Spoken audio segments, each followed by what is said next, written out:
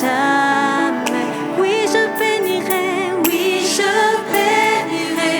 l'agneau assis sur le trône. Je l'adorerai, lui seul, car il en est digne. Il était, et il revient. Je chanterai devant son trône à jamais, à jamais.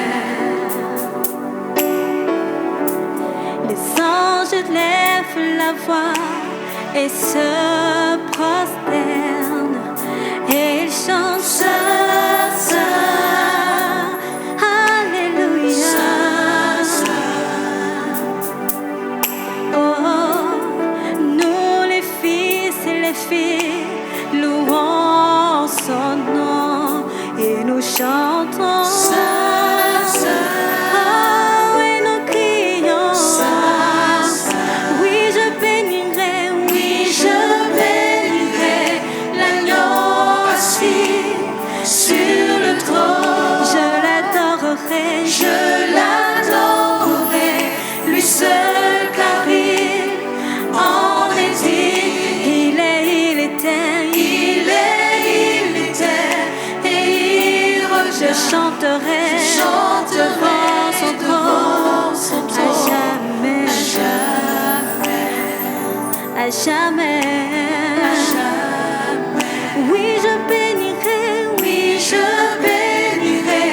l'agneau assis sur le trône. Je l'adorerai, le seul, car il en est digne. Il était, et il revient. Je chanterai devant son trône à jamais, à jamais, oh, oh, à jamais, oh, à jamais, oh, oh, Saint, Saint, Saint, Saint,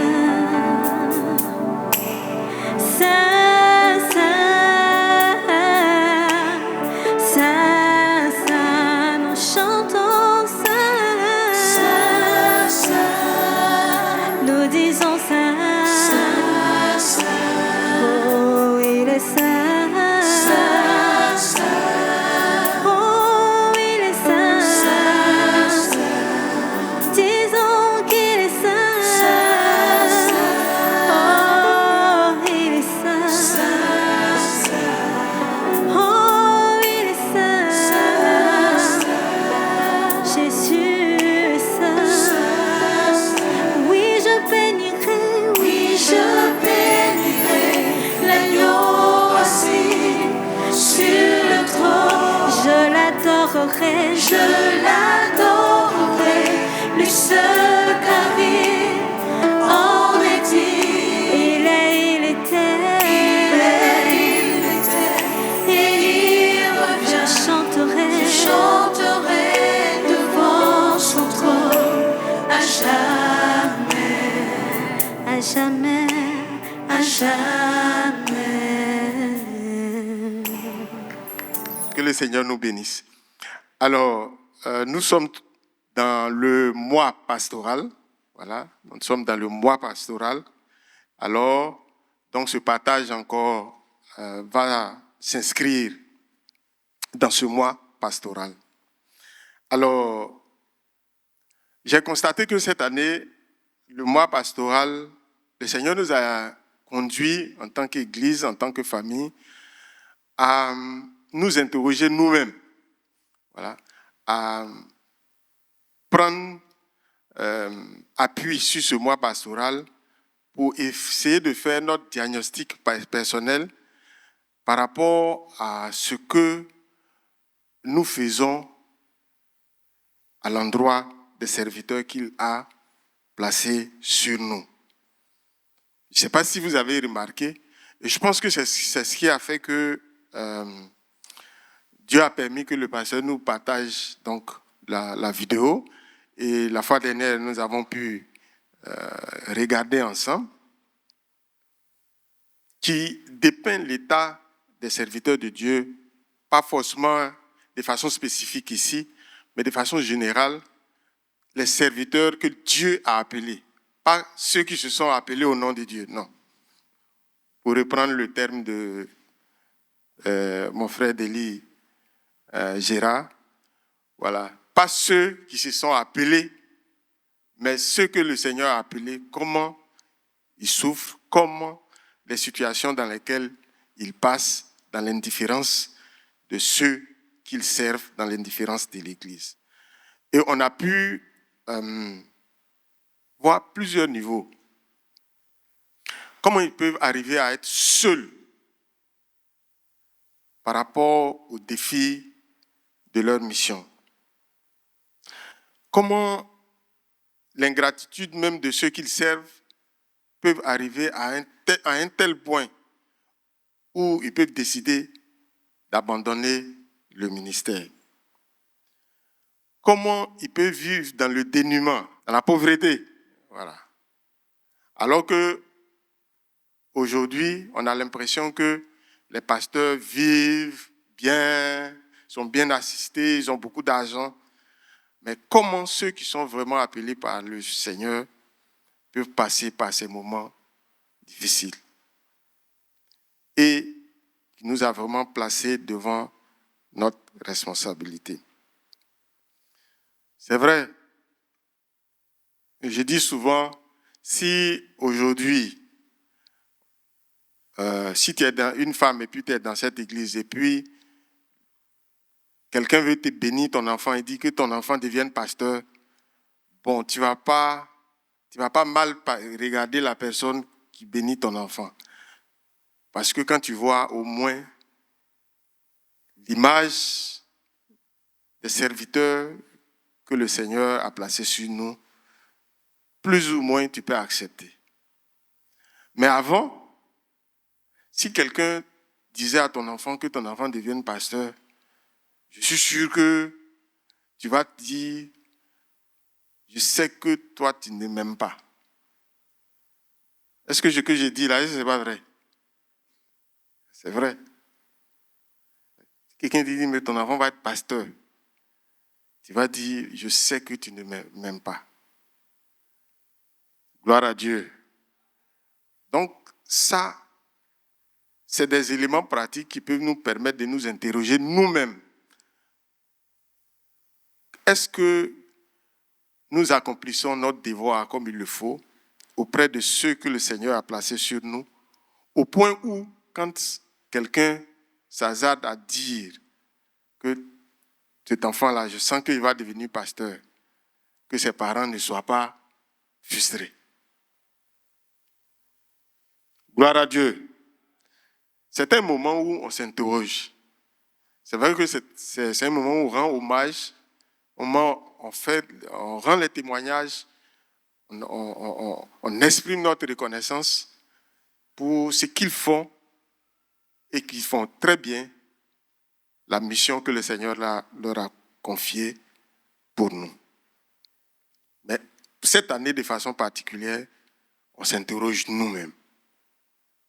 Alors, le titre de notre partage ce matin, c'est le mois pastoral pour nous rappeler notre responsabilité envers nos pasteurs. Le mois pastoral, c'est un appel à notre responsabilité. Et c'est un rappel également de notre responsabilité envers nos pasteurs. Alors, un tel titre peut avoir plusieurs niveaux. Voilà. Parce que la responsabilité envers nos pasteurs, c'est un thème qu'on peut développer sur plusieurs, peut-être même sur un mois, en prenant segment par segment pour voir qu'est-ce qui nous engage, notre responsabilité envers nos pasteurs. Aujourd'hui, en parlant de cette responsabilité, nous pouvons avoir deux niveaux. Le premier niveau que le Seigneur nous demande, c'est avoir un profond respect, donc la déférence. Un profond respect. Un profond respect. Gloire à Dieu. Et puis le deuxième niveau, c'est le soutien matériel et financier. En fait, ce n'est pas un tabou de le dire. Ce n'est pas un tabou. Il ne faut pas faire comme si c'est un sujet, c'est trop sensible, pudique. Voilà. On va venir parler de déférence, respect, l'argent. Non, non, non. Il n'y a pas de tabou. Ce mois pastoral nous interroge notre responsabilité. Alors, avant de développer les points liés à cela, il y a une année où le pasteur nous a envoyés dans une église sœur à l'occasion de leur journée pastorale. J'étais parti avec Toton Kobenan. Je ne sais pas s'il est là ce matin. Ah, ok. Vraiment, on est reparti de l'église assez triste. Assez triste. Pourquoi? Alors, pas que nous, on fait mieux qu'eux. Non, c'est pas ça. On ne les juge pas non plus. Mais ça nous permet de nous interroger nous-mêmes. Alors, on arrive dans une église où le pasteur de l'église, c'est vraiment un ancien de la mission, qui ont vraiment œuvré aux premières heures des églises évangéliques en Côte d'Ivoire. Et donc, il tenait une de nos églises. Voilà. Et quand on allait pour la journée pastorale, j'avais donné le message. Vraiment, les gens avaient bien compris. Vraiment, c'était bien. Au nom du pasteur, c'est lui qui nous a envoyés. Et puis, quand ils ont bien compris, après maintenant, pour faire l'offrande, ils sont venus pour annoncer le don au pasteur. Et le don au pasteur, c'était une somme de 50 000 francs. Gloire à Dieu. Gloire à Dieu. 50 000. Et puis les gens disent, voilà, ça dit, cette année-là, ils avaient fait tellement un effort supplémentaire qu'ils ont pu avoir 50 000 pour donner vraiment au pasteur un guise vraiment de reconnaissance pour cette journée pastorale. Quand ils ont fait ça, Tonton Kobenan et moi, on s'est regardés. Pas qu'on méprise les 50 000, c'est pas ça. Mais quand on voit quand même la taille de l'église et puis on voit le papa qui est là, avec toutes ces années de service, on est reparti triste. Quelques années plus tard, je ne sais pas si ça a fallu 2 ans ou 3 ans, il est décédé. Et puis, l'Église a décidé de rendre un hommage posthume à ce serviteur de Dieu. Et là, j'ai accompagné Pasteur Domoro. Le pasteur nous a désigné encore pour aller et j'ai accompagné Pasteur Domoro. Et ce qui m'a marqué, c'est qu'on a appelé la femme du pasteur et puis on lui a donné une valise d'habits. Mais quand je regardais la femme du pasteur, l'impression que j'avais, je ne sais pas si le pasteur Domoro avait eu cette impression, c'est qu'elle ne sait pas où elle est, quoi. Elle regarde les gens, bon, elle ne sait pas, elle est étonnée. Et puis ils ont ouvert la valise, puis ils ont mis le pagne, ils ont montré, puis on dépose. L'autre chose qui m'a marqué, c'est que ces enfants vivent encore, mais aucun de ces enfants n'était venu. Aucun de ses enfants. Pasteur Domo, c'était ça. Aucun de ses enfants n'est venu. Gloire à Dieu. Gloire à Dieu. Gloire à Dieu. Bon, le message, ce n'est pas triste. Hein? C'est juste pour qu'on se pose nous-mêmes les bonnes questions. Et puis voilà, si on fait bien, on continue. Si on ne fait pas bien, on rectifie et puis on fait bien. Donc, ce n'est pas qu'on soit triste. Et on n'est pas mieux qu'eux non plus. C'est juste que ça nous serve des leçons. Ils ne sont pas venus. La dame aussi, elle était seule. Ils l'ont dépouillée, les filles qui lui ont donné la valise, ont pris les photos, puis elle est partie. Est-ce que vous voyez, quand on colle cette image avec la vidéo qu'on a vue dimanche passé, est-ce que ça traduit exactement ce que le monsieur était en train d'expliquer? C'est pas ça? C'est ça. C'est ça. Alors donc, ce mois pastoral doit nous interroger, nous amener à nous interroger nous-mêmes pour voir si nous assumons nos responsabilités envers nos pasteurs. Et aujourd'hui, le premier point, ça sera la déférence. Vous savez, dans l'introduction, j'ai mis en vrac plusieurs termes en lien avec la déférence, en lien avec le soutien financier matériel. Alors, si vous voyez diplomate, j'ai mis le diplomate.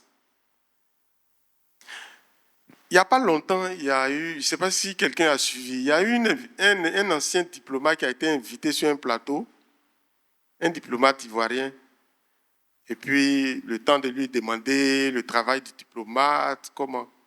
Je ne sais pas si quelqu'un a suivi ça dans... D'accord.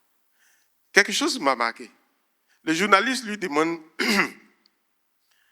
quand tu es là-bas, comment tu te sens? Il dit, mais je représente tout le pays. D'accord. Et puis, on dit, mais est-ce que tu peux faire ce que tu... Il dit, non. Il dit, quand je suis là-bas, ma parole, mon habillement, tout ce que je fais là, ça représente le pays. Donc, où je suis là, c'est la Côte d'Ivoire qu'on voit. Gloire à Dieu. Et puis, j'ai eu l'expérience de visiter un diplomate en poste en Suisse. Quand je suis parti chez lui, je connais le prix des maisons dans la capitale. D'abord, la Suisse est reconnue comme le pays le plus cher, je peux dire, du monde. Donc, quand tu vois la maison où il habite, tu comprends que son salaire ne peut pas payer. Je lui pose la question. Et puis il me dit, mais non, si je suis au pays, je ne peux pas habiter dans une telle maison, tu sais. Et puis je vois sa voiture, c'est une nouvelle voiture. Hein. Il dit, ah, toi aussi, c'est que, ah, non, mes collègues Abidjan, non, il ne peut pas. Et puis, ses enfants, comme ses enfants sont francophones, et puis la capitale, là, on parle allemand. Donc, l'État de Côte d'Ivoire paye les études de ses enfants en France, avec tout ce que cela engage. Gloire à Dieu. Au niveau du respect, que ce soit en Suisse ou partout où il passe, vous pouvez confirmer avec moi. Quand on se met dans un rang pour passer les check-in, eux, ils ont leur porte où ils passent à part. Pourquoi? Parce qu'ils représentent tout un pays. Bon, Maman Brou est là, il peut me confirmer. Donc, quand vous passez, vous allez voir diplomate, il y a une porte là. Et puis, eux, ils passent là pendant que vous faites la queue, tout ça. Et donc, je lui dis, mais Donc, c'est bon d'être diplomate. Il dit non, on représente le pays. Et à travers nous, c'est le pays qu'on voit. Gloire à Dieu. Gloire à Dieu. Et ça a été confirmé par l'interview de cet ancien diplomate. Je sais que certains d'entre vous ont vu cette interview. Je prends le préfet, toujours sur l'image. Une fois, on avait fait une mission ici en Côte d'Ivoire et puis dans notre délégation, on devait d'abord aller voir le préfet, présenter qu'est-ce qu'on doit faire, tout et tout. Donc on allait le voir. Et puis, quand on a fini, notre responsable d'équipe, c'était un Français, un blanc. Donc, quand on a fini de parler, le blanc lui dit, bon, ce soir, avec un ton un peu autoritaire, là, comme c'est un blanc qui s'adresse à un noir, il dit, bon, le soir, on va se retrouver pour manger dans un restaurant. Et le préfet dit ceci. Il le regarde droit dans les yeux. Il dit, mon statut ne me permet pas de venir manger avec vous. Voilà Dieu. Il ne raconte pas une histoire, c'est devant moi. Mais on était fiers d'être Ivoiriens comme ça. Il lui a mis ça dans les yeux. Il dit, mon statut ne me permet pas de venir m'asseoir dans un restaurant avec vous pour manger. Et ce jour-là, ce blanc a pris pour ses galons. Pourquoi? Parce que le préfet, partout où il est, il nous représente, nous tous. Et donc, quand on le voit, ce n'est pas son individu, la personne qu'on voit, mais c'est l'État de Côte d'Ivoire qui est personnifié en cette personne-là. Je prends l'officier. Vous voyez, toujours j'ai mis l'officier. Vous savez que les officiers, est-ce que vous les voyez prendre bagarre? Vous voyez, peut-être qu'il peut se cacher, mais même s'il se cache, il sait qu'il est en danger. Vous le voyez prendre bus. Peut-être qu'on ne s'en rend pas compte. Il ne prend pas bus, il ne prend pas baka. Woro même là, s'il se cache, si tu le vois dedans, c'est qu'il s'est caché. Gloire à Dieu. Gloire à Dieu. Et un jour, lors d'une réunion avec les militaires, il y a un qui me disait, tu sais, chez nous, le respect, on ne joue pas avec. Il me dit par exemple, il est un responsable de l'école militaire à Zambakro. Il me dit, le chef d'état-major me dit, à 8 heures, je suis à Yamsoukro, à 8 heures, qu'à 11 heures, j'ai rendez-vous avec lui à l'état-major à Abidjan. Point. 11 heures là, je dois être dans la salle avant qu'il rentre. S'il y a un envolé, s'il y a un nager pour arriver à Abidjan, gloire à Dieu.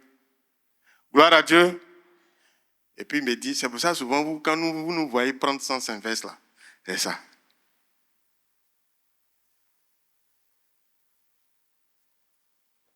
Les magistrats, bon, on a des magistrats dans la salle. Est-ce que vous savez qu'ils ont tellement de contraintes? Il ne peut pas aller s'asseoir partout où nous on peut s'asseoir pour manger, rire. Il ne peut pas faire ça. Pourquoi?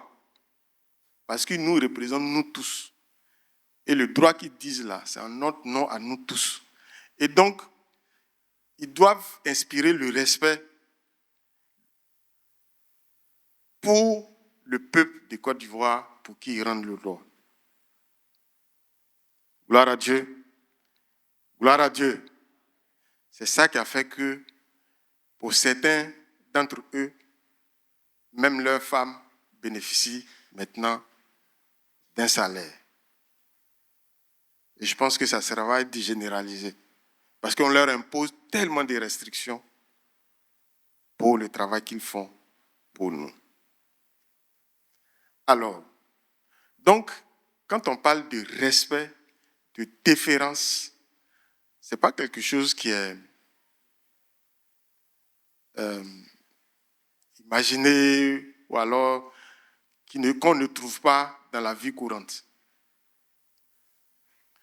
Ça, c'est ceux-là que j'ai cités. Alors, quand il va s'agir du président de la République, là, vous comprenez, que vous voulez ou pas, que vous l'aimiez ou pas, que vous soyez de son parti ou pas, le respect s'impose à vous. Gloire à Dieu. Si on dit, il va passer ici, là. Si tu veux, il faut dire, il m'énerve. Mais ils vont t'arrêter. Gloire à Dieu. Gloire à Dieu. Ils vont t'arrêter. On va t'imposer le respect dû à son rang. Gloire à Dieu. J'ai été une fois à une cérémonie où le président devait être là. Mais je peux vous assurer, 1 minute avant qu'il n'entre dans la salle, alors tu te rends compte, quand on dit respect, puis respect. Vice-président, ministre, quoi, eux tous, ils sont rien même. Tu les vois même, ils sont rien même, ils courent comme ça. Alors donc, quand on parle de respect, de la déférence, ce n'est pas de l'amusement quand il s'agit des hommes et bien plus quand il s'agit du représentant de Dieu. Vous savez, ce que je dis, j'attire notre attention par rapport à des choses peut-être qui peuvent sembler ordinaires, on ne tient pas compte de ça, mais pour que nous puissions nous interroger par rapport à notre responsabilité envers eux. Vous savez, dans le milieu religieux, il y en a qui les appliquent ça de façon claire et stricte. Qui est déjà allé à une messe? Qui a déjà à l'église catholique allé à une messe? Gloire à Dieu. D'accord. Qui voit la disposition? Est-ce qu'on va comme nous ici là? Le pasteur s'assoit et puis nous on s'en rêve, on vient et puis on s'assoit. Je vois maman puis elle a dit non, c'est pas comme ça.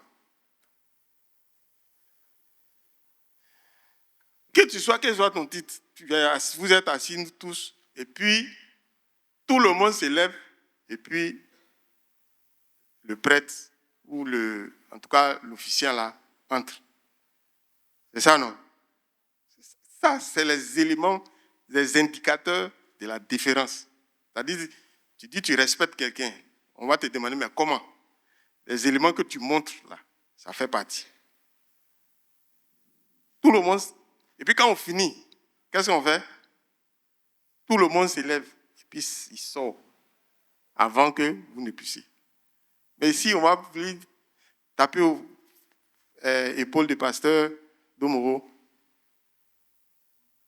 Et il nous prend. Vous voyez un peu, non? Gloire à Dieu. Gloire à Dieu. D'accord. L'autre chose, quand parler de la différence, avant qu'on en arrive encore tout à l'heure, quand vous faites une réunion avec un supérieur, quels sont les éléments matériels qui montrent la différence? C'est-à-dire que, bon, je peux prendre le préfet, hein. Vous êtes dans la salle, et puis on attend que le préfet arrive. Quand il doit rentrer dans la salle, qu'est-ce que vous faites? On s'élève. Mais imaginez-vous, on est assis comme ça, et puis le pasteur principal rentre, et puis nous tous on s'élève. Nous-mêmes là, qu'est-ce qu'on va commencer à se dire? Qui va se prononcer? Nous-mêmes là, on va commencer à se dire quoi? Mon cher, on aurait vu dans toute cette église. Est-ce que vous voyez?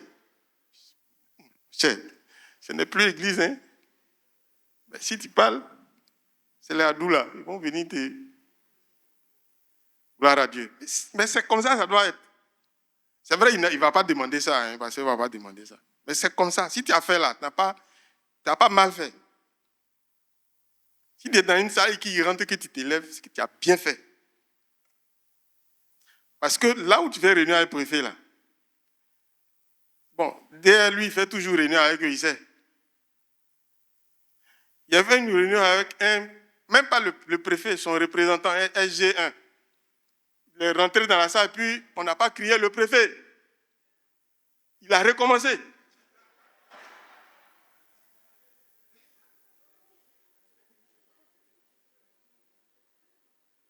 Il a tiré nos oreilles. Lui, il ne peut pas rentrer dans la salle comme ça de façon anonyme. Gloire à Dieu. Gloire à Dieu. Non, on sait. Mais c'est à l'église. Si on le voit rentrer, et puis nous tous on s'élève là, nous-mêmes on va commencer. Dans la semaine là, on va méditer là-dessus. Pourtant, si on l'a fait là, ça n'a pas mal fait. Comme ça même, ça doit être. Et il va nous dire, ah non, asseyez-vous, asseyez-vous. Non, on s'élève quand même. Vous voyez, c'est comme ça. C'est des signes de la déférence. Alors, j'ai beaucoup planté le décor. Je sais qu'on se comprend, on sait le respect qu'on doit leur accorder. Mais le fondement biblique de ça, c'est quoi?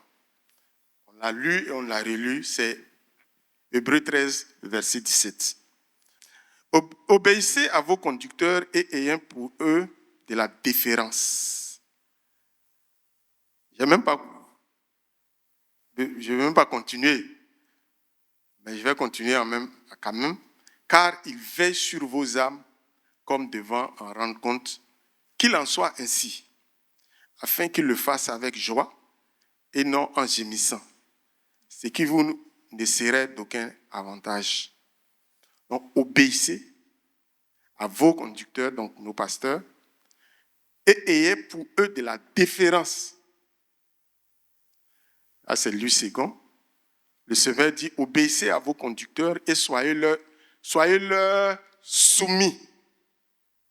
Soyez-leur soumis, car ils veillent pour vos âmes, comme devant en rendre compte, afin que ce qu'ils font, ils le fassent avec joie et non pas à regret.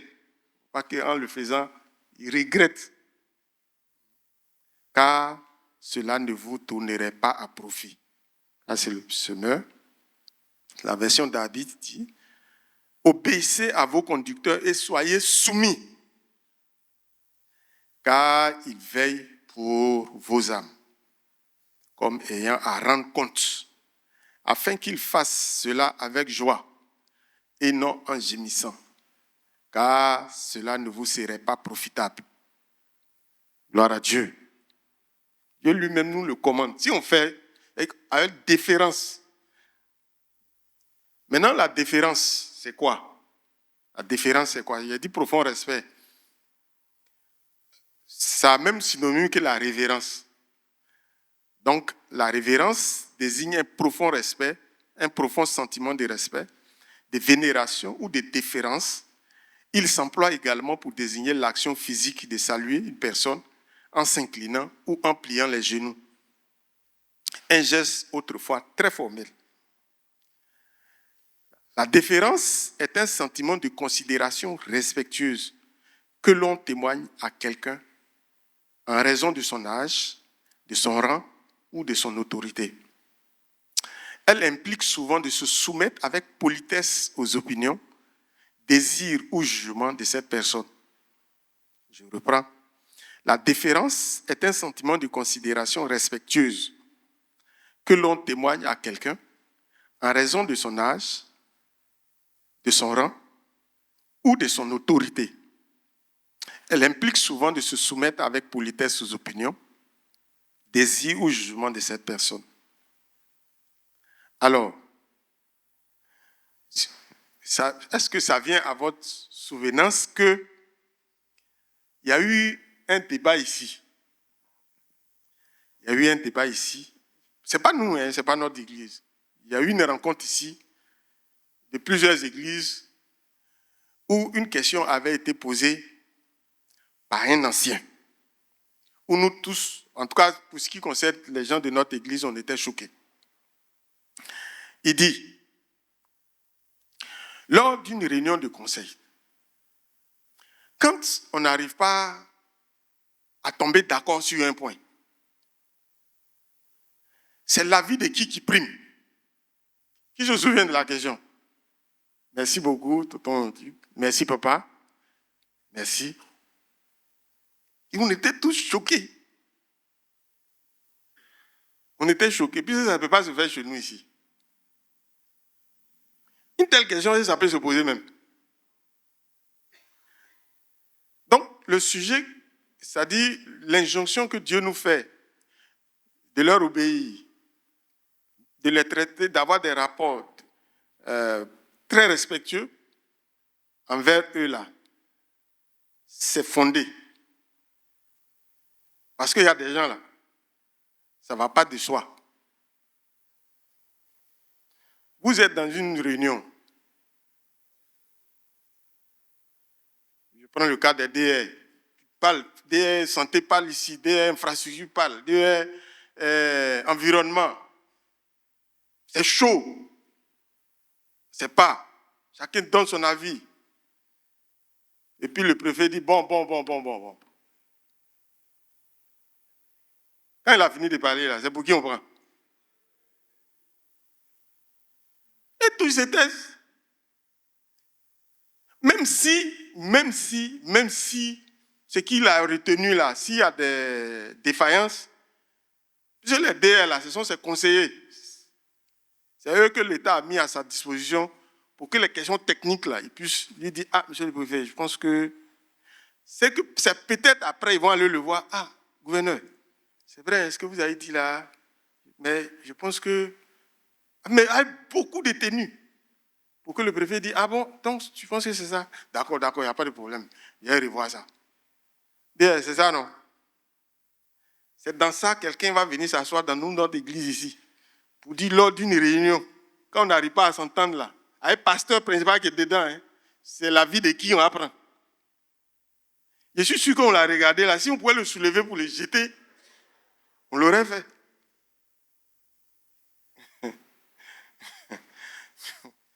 Gloire à Dieu. Gloire à Dieu. Et une fois, parce que nous avons envoyé dans une église, c'était une rencontre des secteurs, je ne sais pas comment on appelle, mais secteur sud, je ne sais pas si j'utilise le bon terme, où les églises de notre union avaient une rencontre à Bassam. Et puis le pasteur nous a envoyé, moi et Jonathan. On allait donner le message. Et puis, après, il y avait un jeune d'une église bien connue, que nous respectons très bien, dont le pasteur, on ne peut même pas le regarder dans les yeux pour parler. Le jeune me voit, Jonathan et moi, dit, ah mais le message, vraiment, c'est bon. Ce genre de message, je pense que tu vas venir prêcher ça dans notre église. Et puis il dit, non, hein, c'est nous, notre pasteur, qui nous a envoyés. Nous, on n'est pas venus de nous-mêmes. On ne peut pas venir dans votre église pour donner le message. Il dit, et puis je lui dis, à moins que votre pasteur appelle notre pasteur, fasse la demande, et si le pasteur juge que ça peut être fait, il va nous envoyer. Et écoutez la réaction de ce jeune-là. Je prends par exemple le frère Délie Gérard comme le pasteur en question. Voilà ce qu'il nous dit. Il dit, d'accord, donc je vais dire à Gérard d'appeler. Le pasteur, là, s'il dit son nom, vous-même, vous allez dire quoi? Nous-mêmes, le respect qu'on a pour lui, là, on ne peut pas dire. Il dit, ah, d'accord, bon, ok, donc je vais dire à Gérard va appeler votre pasteur. Jonathan et moi, on va creuser la terre pour rentrer. Gloire à Dieu. On était surchoqués. Sans égard. Envers son pasteur, que nous connaissons très bien, que nous respectons très bien. Je ne vais pas en dire plus, sinon vous allez savoir de qui il s'agit.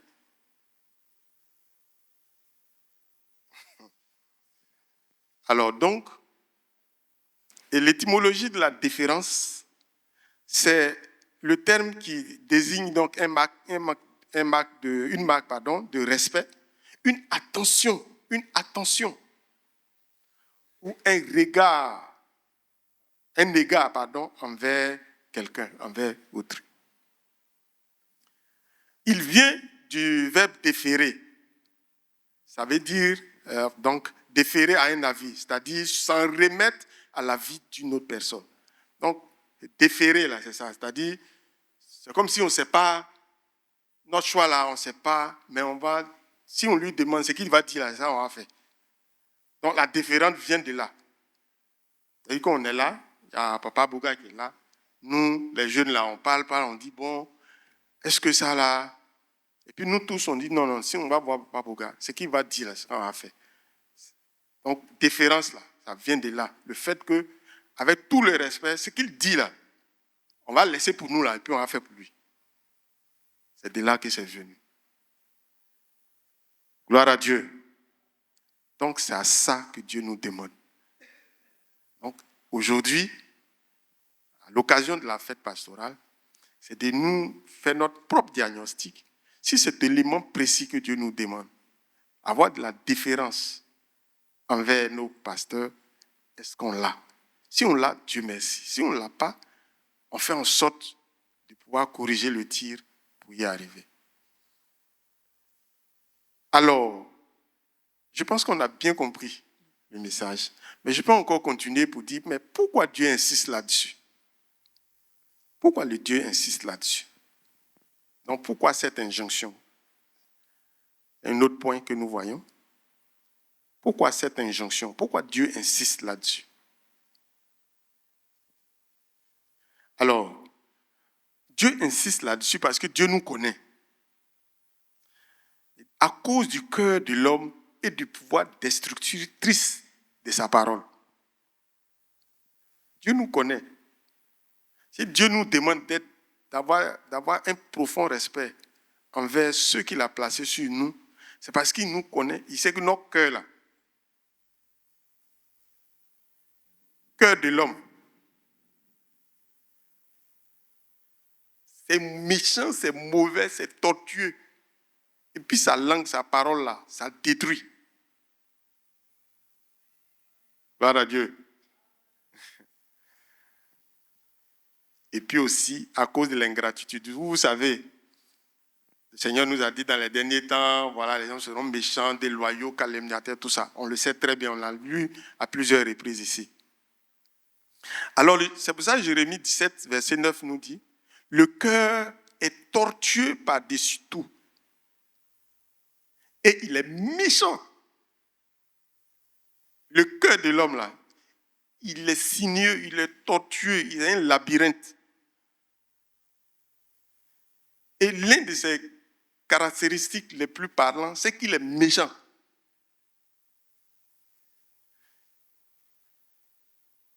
Et Dieu même pose la question, qui peut le connaître? C'est Dieu seul, puisque c'est Dieu qui sonde le cœur et les reins. Si nous faisons cette injonction, c'est à cause de l'état du cœur de l'homme. Il est méchant par-dessus tout. C'est seulement l'Éternel qui le connaît, qui éprouve le cœur, qui sonde les reins pour rendre à chacun selon ses voies, selon le fruit de ses œuvres.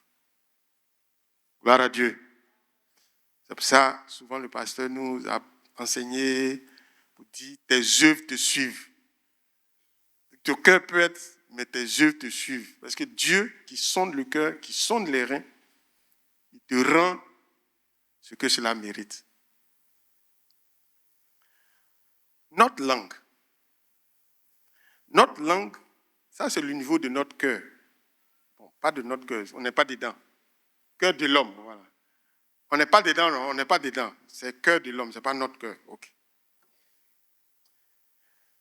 Au niveau maintenant de la langue, de l'homme, on n'est pas dedans. La Bible parle de la langue de l'homme comme un fléau, ça m'a marqué.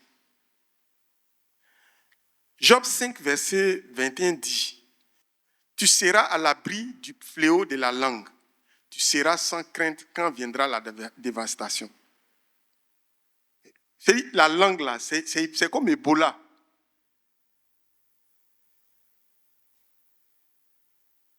C'est la langue. La langue, ça détruit. Si c'était possible, et je pense que le pasteur m'a donné une image. Vous voyez, Moïse, qui est l'homme le plus patient. Moïse, qui a vu Dieu, on peut dire. Moïse, qui a écrit les lois. Ce Moïse-là, à cause de la langue, du fléau de la langue, là, il est mort sans rentrer à la terre promise. Gloire à Dieu. Le cœur et puis la langue. Donc Dieu nous demande d'être obéissants et d'avoir un profond respect pour nous prévenir des effets du cœur et du fléau de la langue. Gloire à Dieu. Gloire à Dieu. Parce que quand on a un profond respect envers quelqu'un, on n'utilise pas la langue là contre elle. Si vous voulez, essayons de méditer là-dessus. Non. On aime quelqu'un, on l'apprécie. Non. Et c'est en cela que le Seigneur dit, l'amour couvre une multitude de péchés. C'est-à-dire que même si la personne fait quelque chose qui n'est bon, nos yeux ne voient pas. Gloire à Dieu. Parce qu'on aime la personne.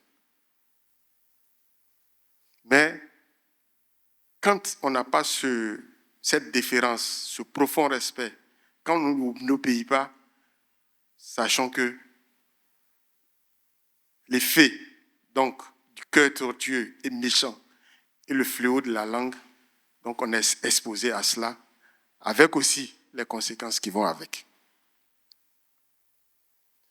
Toujours au niveau de la langue. C'est le Seigneur qui nous révèle cela.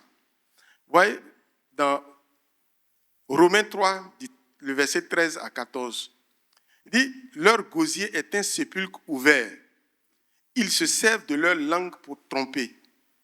Ils ont sous leurs lèvres un venin d'aspic. Leur bouche est pleine de malédictions et d'amertume. » Ça détruit. Pour nous prévenir de ça. Le gosier, la bouche, la gorge, la bouche là, c'est un cercueil.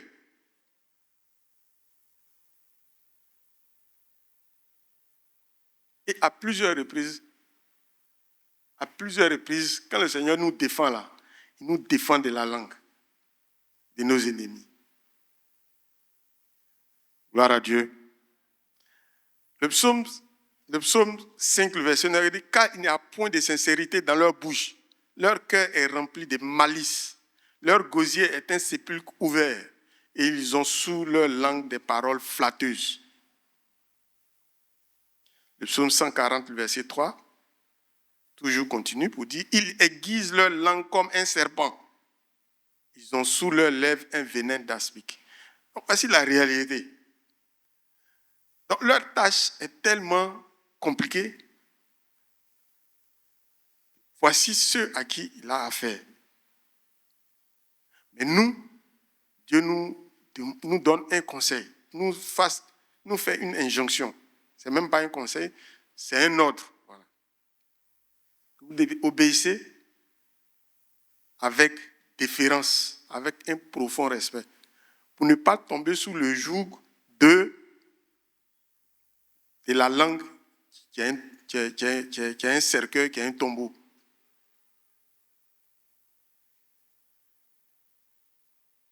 Gloire à Dieu.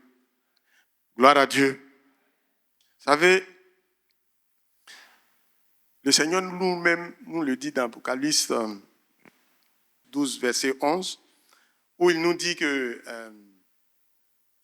ils l'ont vaincu, voilà, à cause du sang de l'agneau et à cause de la parole de leur témoignage.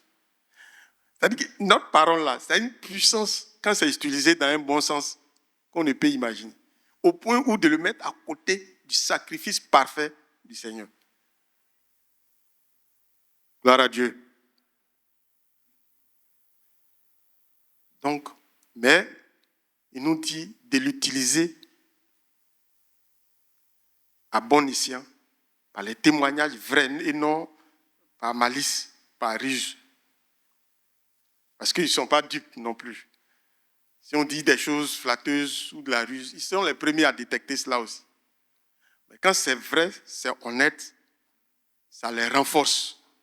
C'est le contraire qui leur fait mal, mais quand c'est vrai, ça les renforce dans leur mission. Alors, aujourd'hui, j'ai dit qu'on va juste parler de la langue, on va juste parler de la différence, parce que l'autre partie, on pourra le voir une autre fois par la grâce du Seigneur. Mais, comme on sait que le cœur de l'homme est tortueux, méchant par-dessus tout, comme on sait que la langue est un tombeau, est un tombeau ouvert, le gosier est un tombeau ouvert, pour ne pas tomber dedans, j'ai pu répertorier de façon pratique des situations qui peuvent nous pousser à tomber dedans. Donc, j'ai dit des épisodes sensibles où le risque est élevé de mal utiliser le cœur et la langue contre nos pasteurs. Donc, c'est un point. Des épisodes sensibles où le risque est élevé de mal utiliser le cœur et la langue contre nos pasteurs. Alors, avant de parler de ces épisodes, sachons qu'il y a un préalable. C'est que c'est Dieu qui les a installés, ce n'est pas nous. Ce n'est pas nous qui les avons choisis. Et ça vient de Jérémie 3, verset 15. Il dit, je vous donnerai des bergers selon mon cœur, donc selon le cœur de Dieu. Et ils vous paîtront avec intelligence et avec sagesse. Donc Jérémie 3, verset 15 pose le tableau pour nous dire, ce n'est pas nous qui sommes allés les chercher, c'est Dieu lui-même. Et il a choisi selon son cœur pour qu'ils viennent nous paître, nous conduire au ciel. Et il leur donne toute la capacité afin de nous conduire avec intelligence et sagesse. Mais on sait que ces temps-là, les derniers temps, on sait qu'on a tendance à susciter nous-mêmes des serviteurs qui vont parler comme on veut entendre. Et Dieu nous a déjà mis en garde par rapport à ça. Alors, donc, je prends quelques éléments que je peux étayer. Voilà. Des épisodes sensibles. D'abord, par nous-mêmes, nos propres pensées. Une représentation subjective qu'il y a les uns et il y a les autres. Ça nous fatigue. Gloire à Dieu. Gloire à Dieu. Ça nous fatigue. Ce que je dis là, c'est entre nous. On fait comme si les pasteurs ne sont pas là. Ça nous fatigue. C'est-à-dire que quand on se dit, toi-même, tu es convaincu, toi-même, que dans cette église-là, il y a les uns et puis il y a les autres. Ça te pose déjà le lit pour que le problème du cœur et de la langue là, c'est un piège, ça puisse t'attraper. Gloire à Dieu. Et je pense que Tonton Victorien vient très souvent là-dessus. Et si vous vous souvenez, il y avait une sœur à l'église ici, très bien, qui est partie après son mariage et qui nous visite de temps en temps quand c'est possible. Alors, comme le témoignage a été rendu publiquement, je peux citer. Voilà une sœur qui était convaincue, alors là, très convaincue que le pasteur ne l'aime pas. Qui se souvient de ce témoignage qui passe? Voilà. C'est-à-dire où elle est là. Elle sait. Elle sait que le pasteur ne l'aime pas. Ça, personne ne peut la convaincre. Jusqu'au jour, le pasteur la voit. Et puis, le pasteur l'appelle et lui donne l'argent. Et elle se met à pleurer. Aïe, il y a quoi? Je croyais que tu ne m'aimais pas. Elle est convaincue que dans cette église-là, il y a les uns et les autres. Et personne ne pouvait la convaincre. Mais la chance, c'est que Dieu lui a permis de voir le contraire. Mais imaginez-vous qu'elle était partie de l'église sans avoir eu cette expérience particulière d'expression de l'amour avec le pasteur. Elle serait partie avec ça. Gloire à Dieu. Gloire à Dieu. Donc ça, dans ce moment d'introspection de ce que nous nous demandons à nous-mêmes, il faut que toi et moi, chacun d'entre nous, puisse se départir de ça. Que ici, là, il n'y a pas les uns et puis il n'y a pas les autres. Jérémie dit que Dieu les a choisis selon son cœur pour nous conduire, pour nous paître. Et je ne vois pas par quel mécanisme ils vont chercher à trier. À moins que ce soit toi-même par tes actions qui te trient toi-même. Gloire à Dieu. Ça, c'est important. C'est très, très, très important. L'ennemi nous fatigue avec ça. Quelqu'un peut être assis comme ça et puis il est convaincu. Je suis sûr qu'il y en a qui sont convaincus comme ça dans la salle. Si tu es convaincu, lève ta main. Ruth, tu es convaincu? Tu n'es pas convaincu? D'accord. Ruth, c'est ma petite soeur, donc je peux la taguer. Elle ne va pas prendre ça en malade. Vous voyez? Donc, pour dire qu'il y a des gens qui peuvent assis. Si tu leur demandes, ils ne vont pas pouvoir te montrer un élément matériel, mais ils sont convaincus. Ça, c'est un travail de l'ennemi. Il faut être délivré de ça. Soyons délivrés de ça. Et puis, deuxième élément, c'est que lorsqu'on passe par une situation d'épreuve ou un défi, c'est vraiment difficile. Et c'est une période où l'ennemi peut utiliser cette situation pour te convaincre que les serviteurs de Dieu ne t'aiment pas. Et puis il peut te montrer d'autres tableaux. Ah voilà, pour Gérard là, tu as vu, non? Pour Félicien là. Alors que tu ne sais même pas ce qui se passe.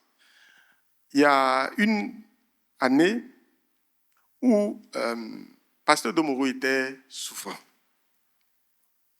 Et puis, il y a un membre de mon ministère qui traversait une... c'est-à-dire, au regard de la situation de Pasteur Domoro, pour le membre de mon ministère audiovisuel, là, c'était rien du tout. Et il l'appelle. Ah, vraiment, il faut que j'ai besoin de prière. Mais en ce moment-là, on dit, Pasteur Domoro ne peut pas sortir de son lit. C'est-à-dire, il ne peut pas se lever de son lit. Gloire à Dieu. Vous voyez, le pasteur Domoro, on dit, il ne peut pas se lever de son lit. Il faut imaginer l'état dans lequel il est. Mais, l'autre m'a appelé pour dire, ah, j'ai appelé Pasteur Domoro pour qu'il prie pour moi. Mais je n'ai pas pu lui dire que Pasteur Domoro ne se prie pas. Mais, et puis il lui a demandé, il a pu prier. Oui, il a prié pour moi. Mais lui, il ne savait pas qu'en ce moment précis, le monsieur ne pouvait même pas sortir de son lit. Bon. Si, imaginez-vous un seul instant que le pasteur n'avait pas pu prier pour lui. Il dit, voilà, quand c'est nous, nos cas là, simple prière que j'ai demandé. Gloire à Dieu. Je prends ces éléments concrets pour qu'on voit ensemble. Je ne te juge pas, je ne me juge pas. Je ne dis pas que tu as fait ça. Non, non, non. Je présente ça pour qu'ensemble on puisse comprendre, pour les épargner. Les épargner. Il peut y avoir une situation, mais qui peut arriver dans une période particulière et qui fait que ce que tu aurais pu attendre d'eux ne peut pas se faire. Parce que si toi-même tu sais dans quoi ils étaient, tu allais avoir compassion. Gloire à Dieu. Gloire à Dieu. Souvent, quand on est avec le pasteur, souvent nous-mêmes, on a compassion. On se dit entre nous, ah, c'est aujourd'hui-là, est-ce qu'on ne va pas lui dire que c'est bon, il va partir à la maison? Nous-mêmes, on sait qu'il est fatigué. Mais il ne va pas accepter. Amen. Gloire à Dieu. Souvenons-nous, pour ne pas être trop dur envers eux, quand on a fait les 30 ans, il y a eu un témoignage, moi, qui m'a vraiment touché. Il dit, pendant toutes ces années, ils n'ont jamais fêté de 1er janvier ni de Noël avec ses enfants. À qui ça a parlé?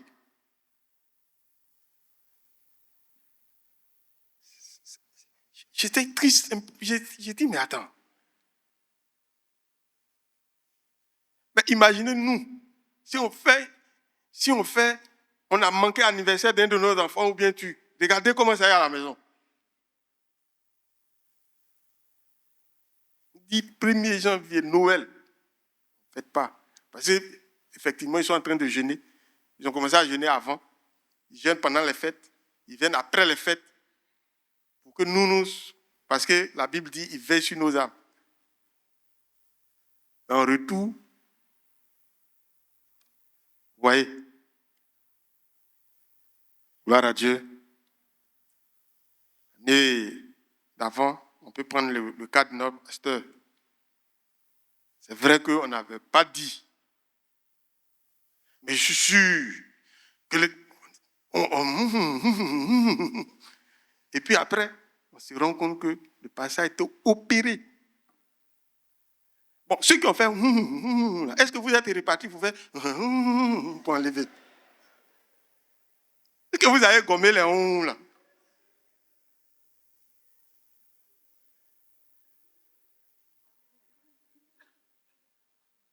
Gloire à Dieu. Gloire à Dieu. Je le mets sur la table pour qu'ensemble, on puisse faire notre diagnostic en passant à ça. Et puis, un autre point que je peux prendre aussi. Le point que je prends là, ce n'est pas parce que j'ai vu ton cas et puis j'ai dit ça, non. Je vais prendre un cas qui n'a rien à voir avec l'église pour mieux étayer, pour ne pas que tu dises à côté de moi que le frère Ado a parlé. Le mariage à l'épreuve de la ruse. C'est-à-dire que, voilà un autre point. Voilà un autre point. Oh, comment il souffre. Quand il arrive au point où un jeune doit se marier, aïe, on va les mélanger, on va mettre sur leur tête. Pour ne pas que quelqu'un dise que j'ai pris son cas, je vais prendre moi-même mon cas dans ma famille pour que vous puissiez comprendre. Le mariage à l'épreuve de la ruse. Je suis l'aîné de ma famille, donc de mon père. Et il est décédé. Donc quand c'est comme ça, je porte la responsabilité par rapport à mes autres frères et sœurs. Alors, donc voici ma petite sœur. Bon, eux, ils sont musulmans. Donc ma petite sœur qui me fait appel pour dire, ah grand frère, il y a quelqu'un qui veut me marier. Ah, je veux qu'ils viennent le faire coco. Ah, que bon, comme le village est loin, et que comme toi, tu es à Abidjan, et que moi aussi, je suis à Abidjan, cette démarche-là va venir, et puis tu vas voir, tu représentes la famille. Ah, quoi de plus normal? Ça me conforte dans mon rôle d'aîné, de chef de famille, voilà. Quoi de plus normal? Venez. Donc, donne rendez-vous. Et puis, ce jour-là, reçu, fait réception avec mes autres frères qui sont à Abidjan, tout ça. Maintenant, je pose la question. Où est le futur gendre? Il se présente. Ah, c'est le jeune qui est là-bas. OK. Les membres de la délégation qui l'ont accompagné, c'est son imam, et puis les gens de où il prie, et puis voilà, c'est tout. Ah, je pose la question à ma petite sœur. Tu connais les membres de sa famille biologique? Bon, le jeune, il est d'où? Le jeune, il vient de Lakota. OK. Ah, tu es un Dida. Je suis Dida d'un côté, donc ça m'a rapproché tout de suite. Je lui ai dit, tu viens de Lakota? OK. OK. Ah, donc, ma petite soeur, tu connais sa maman? Ah, sa maman, bon, une fois, c'était pas précis la réponse. Tu connais un de ses frères? Ah, bon, on dit qu'un de ses frères, c'est tout dans telle ville. OK. Tu connais un de ses oncles, quelqu'un de sa famille biologique, en dehors des imams là qui sont venus? La réponse est non. Est-ce que vous voyez? Et puis, je fais comprendre, je demande à l'imam que, mais, quels sont vos rapports avec le jeune? Ah oui, c'est un jeune qu'on apprécie beaucoup, donc il prie chez nous, donc comme on l'apprécie beaucoup, il nous a dit que, bon, il veut se marier, donc nous aussi, on veut l'accompagner pour montrer qu'on est derrière lui. Je lui ai dit, mais non, ça ne peut pas se passer comme ça. Il faut qu'au moins un membre de sa famille biologique soit là.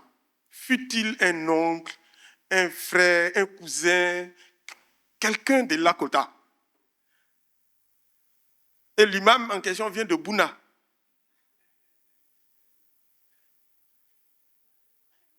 Gloire à Dieu. Je prends cet exemple. Si je vais prendre pour l'église, il va dire, ah, le frère Adou, aujourd'hui, là, il m'énerve, il pense que depuis quelque chose, là, c'est pas ça. Je prends moi-même mon cas pour qu'on juge, voit.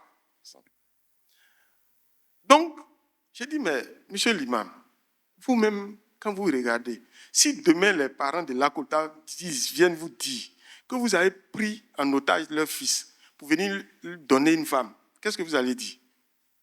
Et c'est comme si le monsieur, les écailles de ses yeux tombaient. Il dit, mais il n'avait pas vu ça comme ça. Et puis je lui dis, bon, ok, nous on n'a pas dit qu'on est contre. Peut-être que c'est la jeunesse qui a fait qu'il ne connaît pas les procédures. Allez trouver un de ses parents biologiques une autre fois et puis venez, on est prêt à vous recevoir. Ça fait 4 ans. Il n'est plus revenu. Ça fait 4 ans, il n'est plus revenu. Maintenant, dans la famille, qui peut être considérée comme l'église, tu entends le tu as un mariage qu'on n'arrive pas à avoir. Toi, tu as eu ton homme, au lieu de faire ton truc, tu ne connais pas le grand frère là. Avec son affaire d'église, tout ça, il est venu, il veut voir clair dans les faits. Voilà, maintenant, il n'a plus de mari. J'entends. Au village là-bas, ça envoyé toller. On me dit, voilà, je me suis opposé au mariage de ma petite soeur ici à Abidjan. J'entends. Un jour, je les ai pris encore. Il dit, ce que j'ai fait là même là, c'est petit. Ce que j'ai fait là, c'est petit. Et puis je vois mes soeurs là. Il dit, vous là, toi. Le jour où tu as trouvé quelqu'un qui dit, il faut venir avec toutes les preuves possibles, toutes les preuves possibles. Sinon, je vais les mettre dehors. Gloire à Dieu. Bon, je représente le père. Si mon père était là, il n'allait pas permettre que sa fille soit donnée de cette manière à quelqu'un. Donc, ce que vous dites là, ça ne rentre pas ici. J'ai entendu beaucoup de choses. Mais j'ai dit, c'est la fille de mon papa.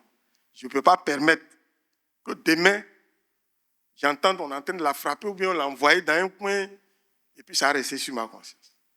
Ça, c'est pour famille. Gloire à Dieu. Ça, c'est pour homme. Combien, à plus forte raison, dans l'église où il veille sur nos âmes, pour lesquelles il doit rendre compte. Dans la famille, j'étais à l'aise, hein, et j'étais fier même. Et puis après, les mêmes disent, ouais, vraiment, parce qu'il y a une qui s'est cachée pour aller faire ça. On l'a frappée jusqu'à la divorce. Après, on veut dire, ah vraiment, si le grand frère avait vu le truc là, qu'il avait parlé, tu allais épargner tout ça. Il dit, gloire à Dieu. C'est ce qu'il faut. Rien d'autre. Rien d'autre. Il n'y a pas quelqu'un qui peut dire, non, il est en contre mon mariage, il ne veut pas qu'il me marie. À cause de ça, ça va faire non. C'est juste ça. Donc, ce que j'ai fait là, j'ai pris l'exemple de ma famille pour que vous puissiez comprendre. La preuve, dans l'église, comment ça se passe? Un jeune doit se marier. C'est la jeunesse qui prend le dossier en main, qui demande, c'est-à-dire ce qui est normal. Est-ce que tu le connais ou tu le connais? Depuis quand est-ce qu'il est chrétien? Son église, s'il n'est pas de l'église, on va demander tout ça, les rencontrer. Et puis après, eux-mêmes, ils prennent leur analyse. Et puis après, maintenant, on envoie au conseil. Et je peux vous dire, pour les cas pour lesquels on a pu statuer, je suis sûr que les jeunes là, quand ils sont sortis, tu vois leur visage, ils sont rayonnants de joie comme ça. Et je suis sûr que tous les qu'ils ont entendu de l'église là, ils ont dit, mais aïe, c'est à cause de ça là, les gens nous ont dit qu'on gâte nos mariages. Gloire à Dieu. Gloire à Dieu. Madame Kombena, ce que j'ai dit là, tu es d'accord avec ça, non? Mon frère Ousmane, on a gardé. Vous voyez, ils sont sortis, mais vraiment, il y a des choses qu'ils ont reconsidérées même. Où tu vas voir papa Messin, avec du haut de toute son expérience, va te donner conseil, parler, à faire comme ça, faire comme ça. Quel intérêt lui il a à venir gâter ton mariage? Il dit, il ne faut pas te marier. Il a quel intérêt? Le pasteur va gâter pourquoi? C'est une fierté pour lui. Mais c'est un moment c'est un épisode tellement sensible que tu risques de laisser l'ennemi te convaincre qu'ils sont contre toi.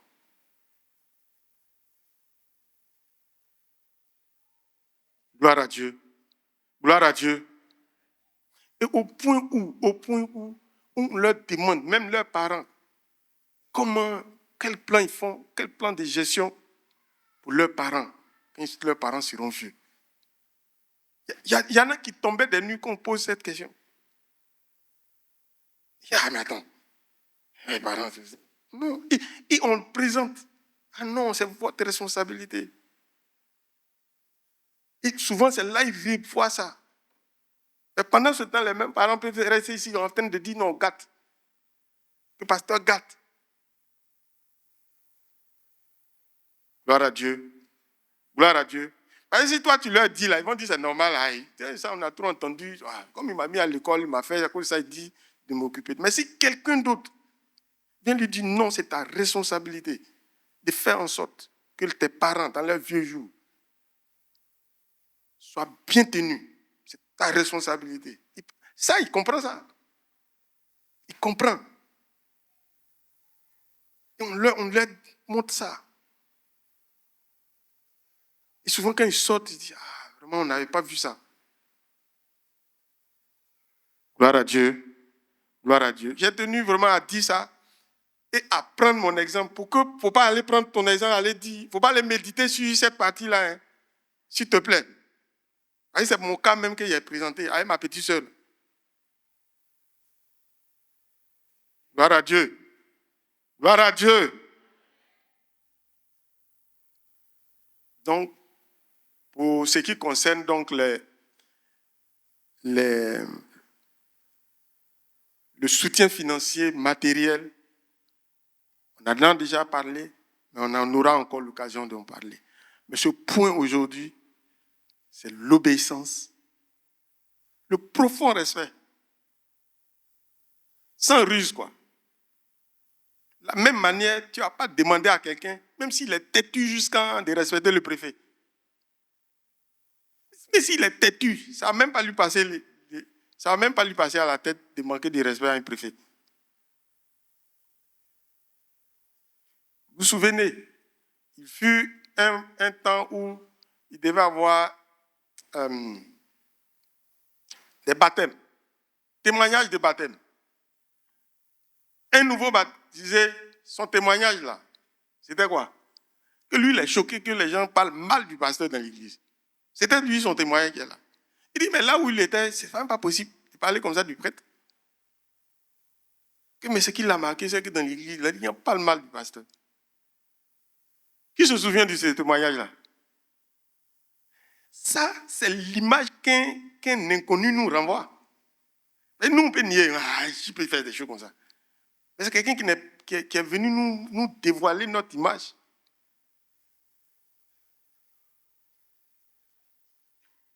C'est quelqu'un, c'est-à-dire c'est le miroir que Dieu a permis qu'on voit nous-mêmes en prenant ce jeune-là pour venir dire. On était tous choqués. Donc, voilà, on sait ce que c'est la différence. On a des images qui montrent la différence. Même s'ils font tellement ils ne font pas. Parce qu'il peut avoir le respect organique, il peut avoir le respect mécanique. Le respect organique, c'est-à-dire qu'on te laisse la possibilité de le faire toi-même. On te laisse faire toi-même, juger bon de le faire. Mais mécanique, ça s'impose à toi. Ça s'impose à toi. Je peux le citer, Tonton Boubou, bonne arrivée. Il me racontait son témoignage personnel d'un archbishop qu'il était allé voir, mais pas dans le cadre religieux, peut-être dans le cadre d'autres choses, mais qui c'était un grand frère avant. Voilà. Tout le protocole. Tu ne peux pas ne pas le respecter. Tout le protocole. Tu ne peux pas le voir comme ça. On te fait asseoir ici, on te fait passer ici, avant que tes yeux puissent le voir. Mais les gens sont d'accord avec ça. Mais ici, tu peux le voir simplement. Donc la différence là, c'est pas. On pense que ça ne s'applique pas à nous. Gloire à Dieu. Alors donc, nous allons nous arrêter sur ce point aujourd'hui et par la grâce de Dieu pour ce qui concerne le soutien financier. Je pense qu'on l'a vu ce matin dans le livre des Galates 6. C'est Dieu qui nous le dit. Ce n'est pas tabou. Nous, bien la foi, envoyer. Ça, on aura l'occasion d'en parler. Parce que là où tu dois envoyer librement, tu ne l'envoies pas là. Ailleurs, les gens t'envoûtent. Pour que tu envoies, pour que ton compte soit vidé, t'envoûtes. Et vous le savez très bien. Que le Seigneur nous bénisse. Que le Seigneur nous bénisse.